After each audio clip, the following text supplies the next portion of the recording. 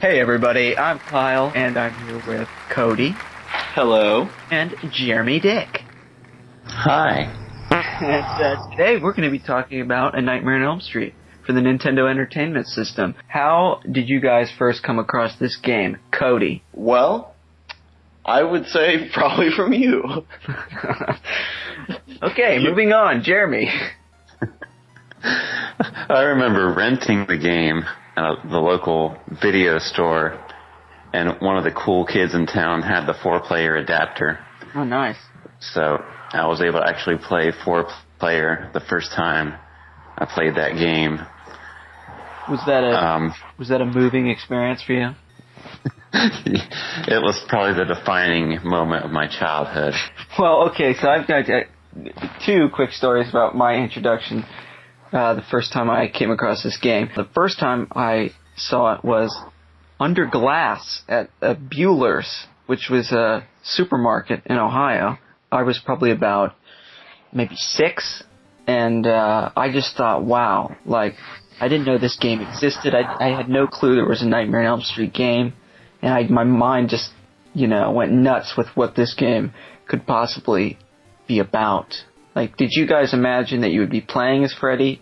I figured I wouldn't be playing as Freddy because I had already played Friday the 13th, and I knew you didn't play as Jaybird in that game. Yeah. So I think you found some box art or something for it before. Yeah, the screenshots. Where be Freddy.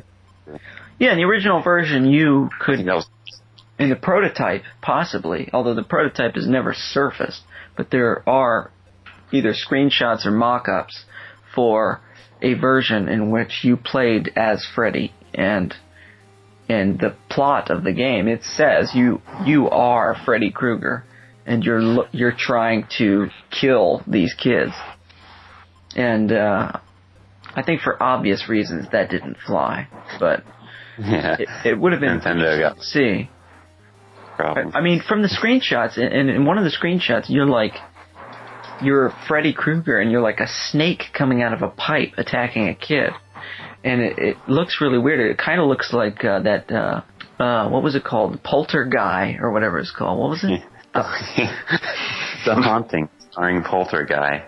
I didn't actually play the game for a long time until, probably I was at, college. And, one of the first times I played was with you, Jeremy.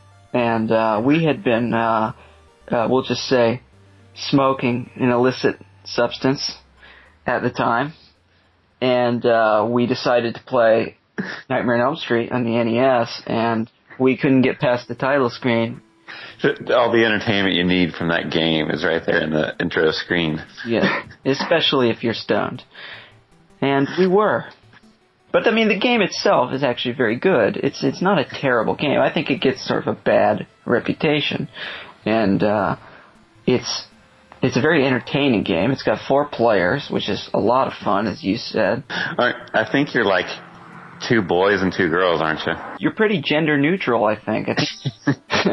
They kind of have tits, but they kind of don't have tits. And the game it's a simple platforming game, but you do get these dream powers, which is kind of cool. And there are 2 worlds. There's sort of the waking world and the dream world, which isn't that much different than the waking world. Let's be perfectly honest. I mean, yeah, Freddy just equally as dangerous. Yeah. What was that? What the hell broke? What the hell is Cody doing? I think he just broke something. I heard glass shack. I like that he silently broke something. Like, if I break something, I'm like, fuck. Cody just breaks something and just moves on. Then it goes dead silent after that. Yeah. So anyway, you collect all of Freddy's bones, and the goal is to get to the furnace at the end of the game and drop them in and kill Freddy. Very similar to Simon's Quest, actually, where you're trying to find parts of Dracula. They should do a modern-day Castlevania Simon's Quest game where he fights Bill Dracula. Yeah. Bill Dracula from Bill Pennsylvania. Dracula versus Stephen Belmont. There probably is a Stephen Belmont. They all have kind of modern names. There's like Trevor Belmont. Oh, yeah. My name's Trevor Belmont. Cody. Yeah. What is your favorite boss in Nightmare on Elm Street? I would say probably the one with the glove and the head, where you have to defeat both the glove and the head. I don't even know if I've ever gotten that far. I don't even know if Cody's ever gotten that far. Oh, yes, I have. I just like Freddy when he bounces around. Yeah. And gingerly swings at you. When you fall asleep, because one thing we should mention is that once this certain timer runs out, which I don't even know exactly how it works. I don't know if it goes down when you get hit or if it just goes down all the time. But you have like a sleep meter or something. You have these Z's. Yeah. So when this sleep meter fills or goes down, I can't really remember which, you fall asleep. You can see we researched this show quite a bit. Yeah, I probably should have played it for a couple minutes. If you get hit, your Z's go down, and whenever it goes all the way down, you fall asleep. Yeah, and the In order to wake back up, or in order to stay awake, you pick up these cans, and whenever you're asleep, those cans turn into stereos. And you have to pick up these stereos. And fun fact, those are not cans. Those are cups of coffee. Oh, yeah. They look like cans. Nightmare Freddy. And we should mention that one of our, I think I can speak for all of us, and one of our favorite parts is you fall asleep, in big flashing red letters it says, Freddy TM is coming. So, they wanted to be sure that the kids playing the game knew that Freddy was trademarked. And I want to go back to talking about the cover of the game, because Cody, you will be showing the cover with your beautiful reproduction case. How much did you pay for that? For the case? Yes. You couldn't make the trip to Kinko's that day. I think it's like $7 on eBay. Well, that's not too bad. That's maybe twice as much as what you would have paid if you just made it yourself. Well, I don't really have an abundance of these hard shell cases laying around. I have the game. I need the box and the manual. That's all I need. If I can find those, I'd be happy. I have Friday the 13th. I just don't have this one. And JD, do you even have the game? Do you even have the cartridge? No, I have the extra case that Cody was sent by mistake. Yeah. Oh, really? Sent to me. But I've only rented it as a lad, and I never got my hands on a actual cartridge. I do have F13. F13. As you should. Golgo 13. Yeah. I have Golgo 13 as well. I do as well. I do have Golgo 13 in the box. Oh man. Everything's in the box for you. The only NES game I have in the box is Burger Time. Burger Time. That's a good one to have. It was cheap. It's like $7 laying in the box. Huh. No, I mean, I'm not like a complete box snob, but I'm kind of at the point when I get them that I do try to get them in the box just because I really like the box art for these games. Yeah, they're awesome.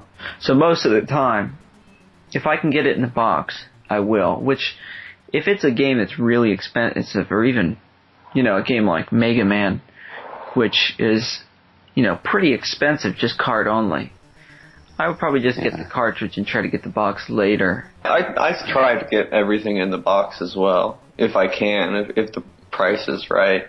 Like Platoon. Yeah. Right. Like Platoon.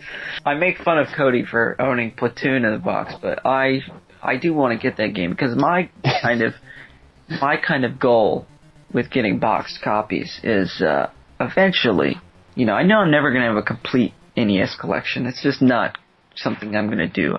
I have a kid and a family.